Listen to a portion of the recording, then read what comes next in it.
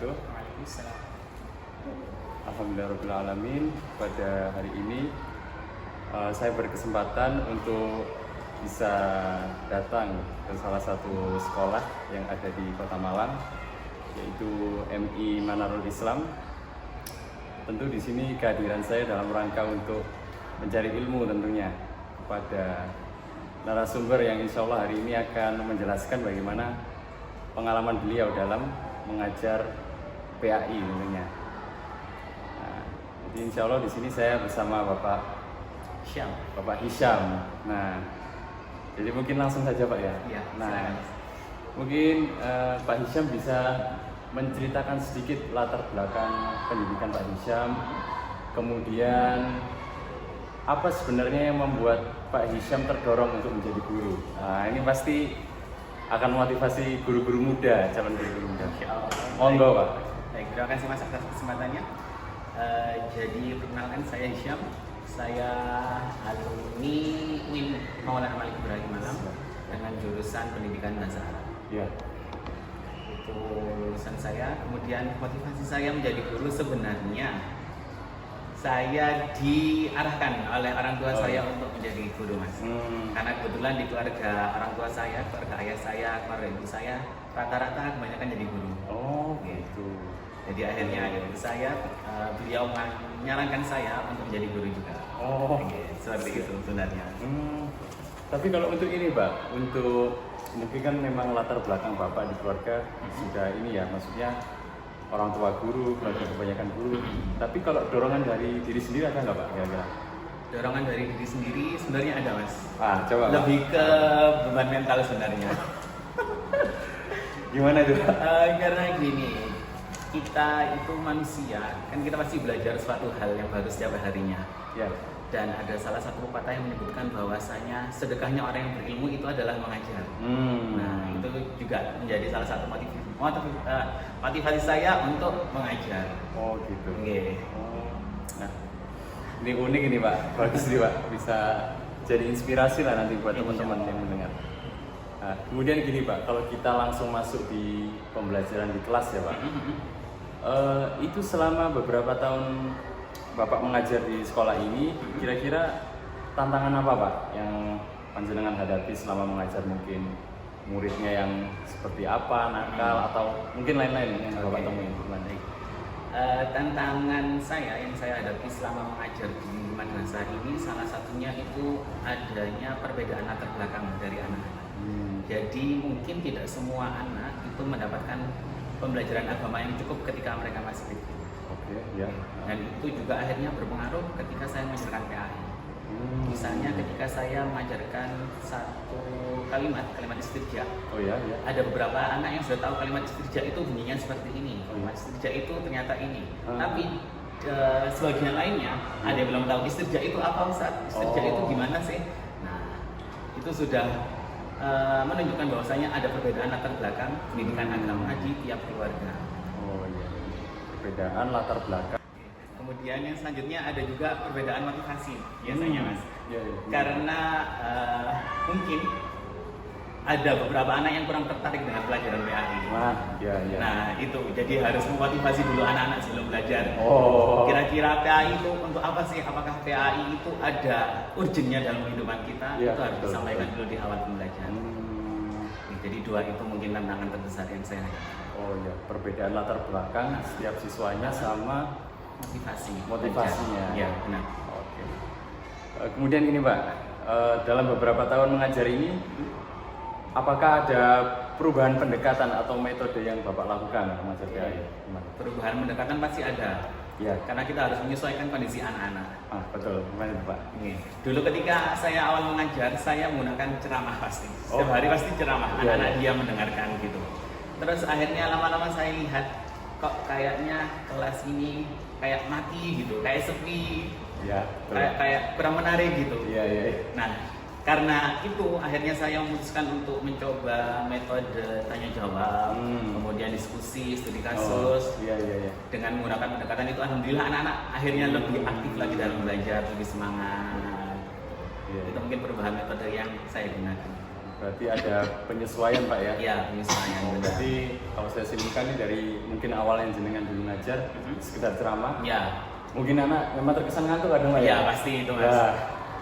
Terus akhirnya Bapak menyesuaikan dengan merubah metode diskusi, terus apa tadi Pak? Studi kasus, Studi kasus, tanya jawab, seperti itu. Iya, pasti lebih aktif Pak ya? Lebih aktif pastinya anak-anak. Iya, iya. Ada interaksi dua arah. Iya, benar itu Mas. Ya, betul, betul. Nah, sekarang menurut Bapak seperti apa bahan ajar PAI yang ideal untuk siswa sambutan? Bahan ajar PAI yang ideal, Ya. tentunya bahan ajar itu harus relevan dengan kehidupan siswa. Iya, betul.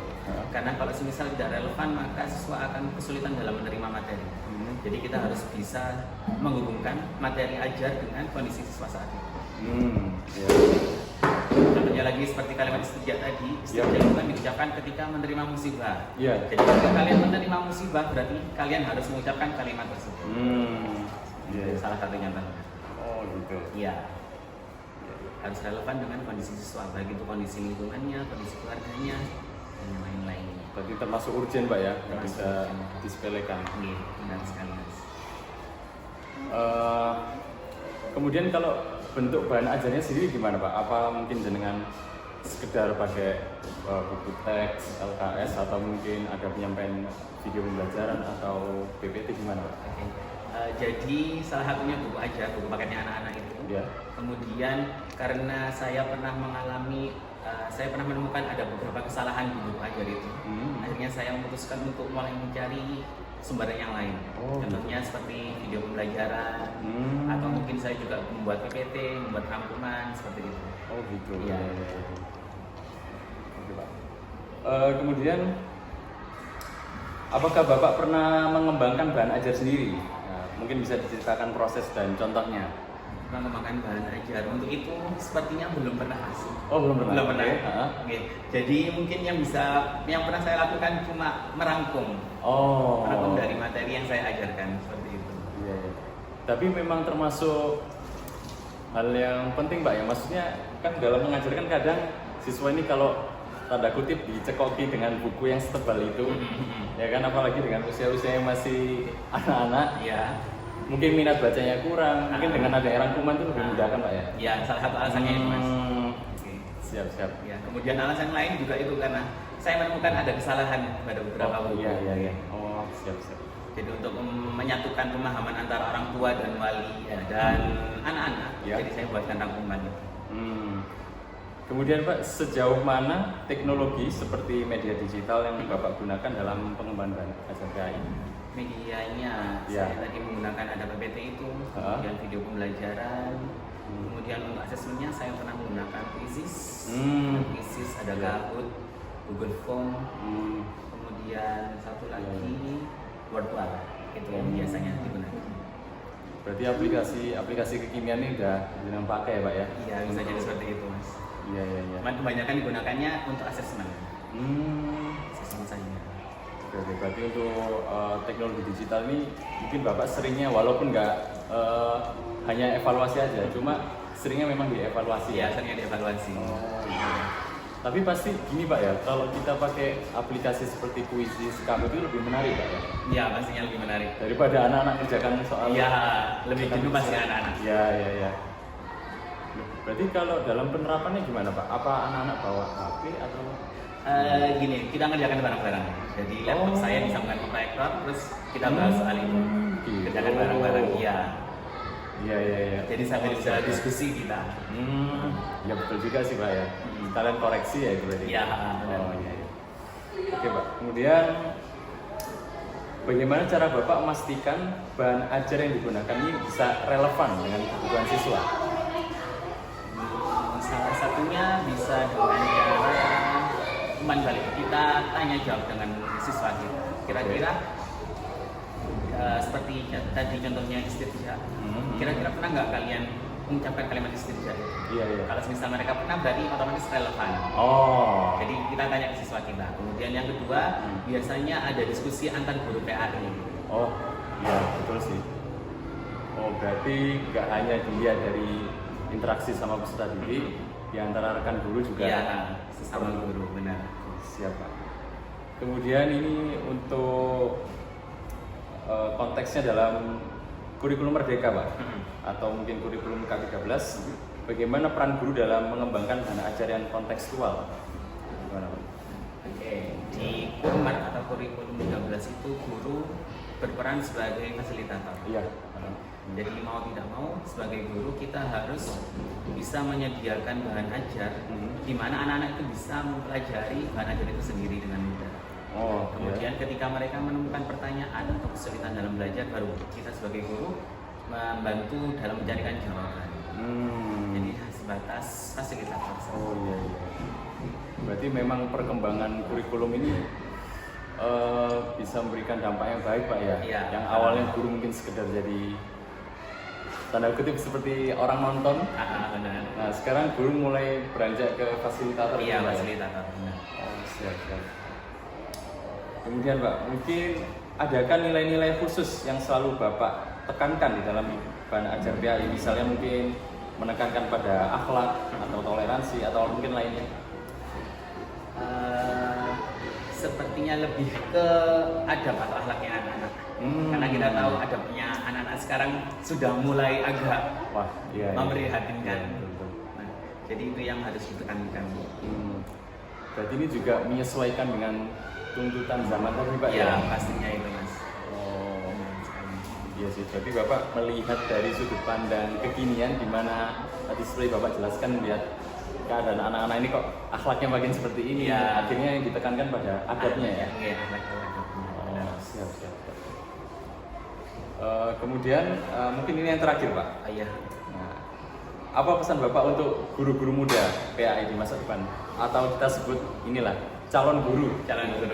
Mumpung belum menginjakkan kaki di profesi guru, Iya. mungkin apa pesan-pesannya agar lebih siap gitu? Oke, pesan-pesannya mungkin dari saya, jadilah guru yang adaptif.